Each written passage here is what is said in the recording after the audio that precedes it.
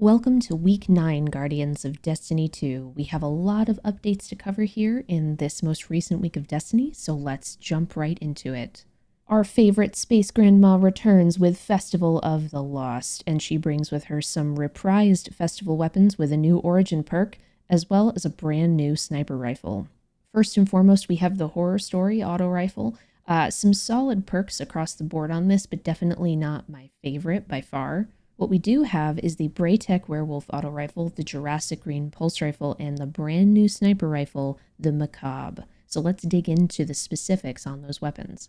Beginning with the Horror Story auto rifle, this is a precision frame auto at 450 RPM. Now this is a really solid AR. I know it's very underutilized due to just other options available in this slot, but truthfully, this is one of my favorites. I look forward to snagging a new one every year, and with the updated perk pool plus the origin trait, I'm really enjoying the subsistence osmosis roll I have, but I'll definitely be looking for a better one. Next, we have the Jurassic Green pulse rifle. This is a rapid fire frame at 540 RPM.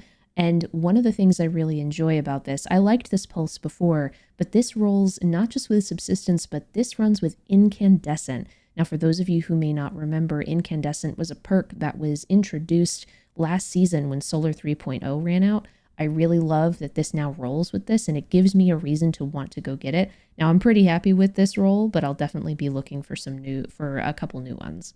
Now, the Festival of the Lost weapons now roll with a origin trait all of their own called Search Party. This weapon is granted faster aim down sight speed and movement speed while aiming down sights when no allies are near. Now, in most PvE activities, you're going to be around other people, but in PvP, this can be incredibly helpful, or other solo content, and it really hits its peak with this new sniper rifle.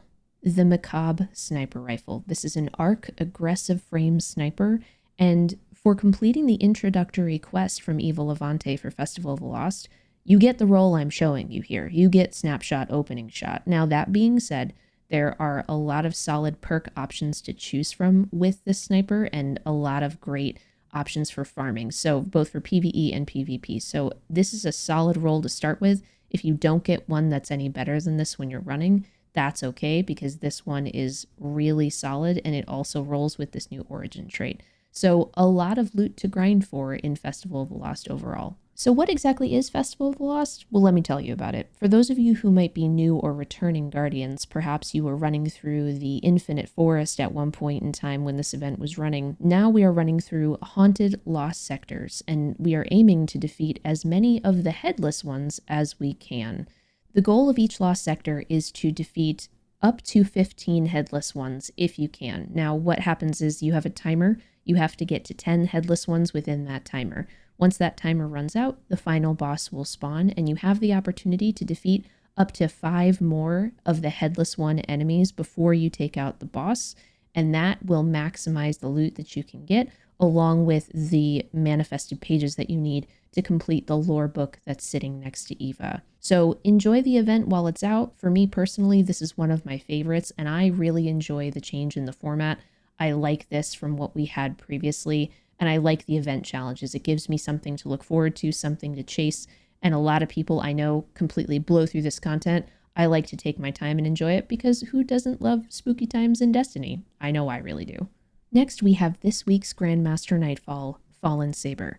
Now, for me personally, I enjoy this GM a lot for a couple of different reasons. Number one being, it's one of my favorite stories within the game around Rasputin, so I really enjoy that. But more importantly, this is one of the GMs I recommend to people who are just getting started with Grandmaster Nightfalls. If you've just hit that minimum light and you want to start digging deeper into more challenging endgame content, this is one of those GMs for you.